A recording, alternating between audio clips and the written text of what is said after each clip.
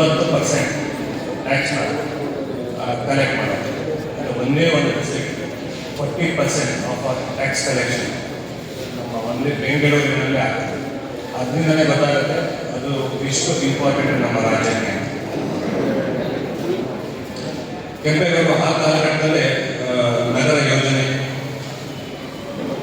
ನೀರಿನ ಸಂರಕ್ಷಣೆ, ವ್ಯಾಪಾರ ಮತ್ತು ಜನ ಕಲ್ಯಾಣದ ಬಗ್ಗೆ ದೂರದೃಷ್ಟಿಯನ್ನು ಹೊಂದಿದ್ದಾರೆ.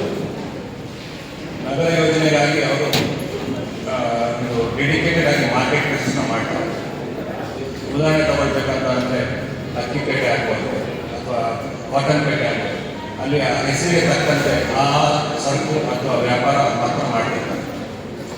ಅದೇ ರೀತಿ ಹಲವು ದೇವಸ್ಥಾನಗಳು, ಇವತ್ತಿನ ಗೌರಿಗಂಗಾಧರೇಶ್ವರ ಆಗ್ಬೋದು ಅಥವಾ ಒಂದು ಫುಲ್ ಟೆಂಪಲ್ ಅಂತ ಏನಿದೆ, ಅದು ದೊಡ್ಡ ಗಣೇಶನ ಬಸವನಗುಡಿಯಿರೋ ದೊಡ್ಡ ಗಣಪತಿ ಟೆಂಪಲ್ ಇರ್ಬೋದು, ಇದನ್ನೆಲ್ಲ ಅವರು ನಿರ್ಮಾಣ ಮಾಡ್ತಾರೆ. ಅದಲ್ಲದೆ ಜಲ ಸಂರಕ್ಷಣೆಗಾಗಿ ಹಲವಾರು ಕೆರೆಗಳನ್ನ ಅವರು ನಿರ್ಮಾಣ ಮಾಡ್ತಾರೆ.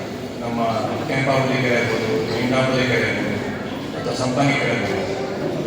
ಒಂದು ದುರದೃಷ್ಟಕರ ಸಂಗತಿ ಅಂತಂದರೆ ಇವತ್ತು ನಾವು ಅದನ್ನು ಕಾಪಾಡ್ಕೊಳ್ಳೋಕ್ಕಾಗ್ತಿಲ್ಲ ಅಷ್ಟೇ ಅಂತ ಕೆರೆಗಳನ್ನ.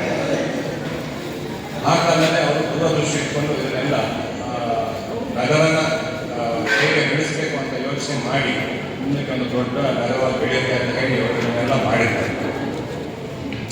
ಒಂದು ನಗರ ಕೇವಲ ಕಟ್ಟಡಗಳಿಂದ ಬೆಳೆಯುವುದಿಲ್ಲ, ಜನರ ಬದುಕು ಸುಖಕರವಾಗುವಂತೆ ಯೋಜನೆ ರೂಪಿಸಿದಾಗ ಮಾತ್ರ ಅದು ಅಭಿವೃದ್ಧಿ ಹೊಂದುತ್ತದೆ ಎನ್ನುವ ಮಾತ್ರ ಅವರು ಅದಕ್ಕೆ ನಡ್ಕೊಂಡಿದ್ದಾರೆ. ಜನಪರ ಆಡಳಿತ, ಪ್ರಜೆಗಳ ಹಿತಾಸಕ್ತಿ, ನ್ಯಾಯ, ಸಮಾನತೆ ಮತ್ತು ಅಭಿವೃದ್ಧಿಗೆ ಅವರು ಹೆಚ್ಚು ಆದ್ಯತೆ ನೀಡುತ್ತಾರೆ.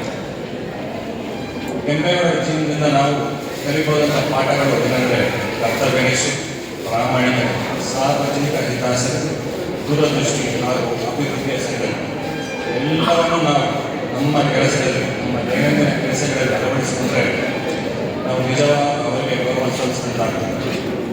ಕೊನೆಯಲ್ಲಿ ಕರ್ನಾಟಕದ ಹೆಮ್ಮೆಯ ಪುತ್ರ, ಬೆಂಗಳೂರಿನ ನಿರ್ಮಾತೃ, ಮಹಾನ್ ನಾಯಕ ಕೆಂಪೇಗೌಡರವರಿಗೆ ಭಾವಪೂರ್ಣ ನಮನಗಳನ್ನು ಸಲ್ಲಿಸ್ತಾ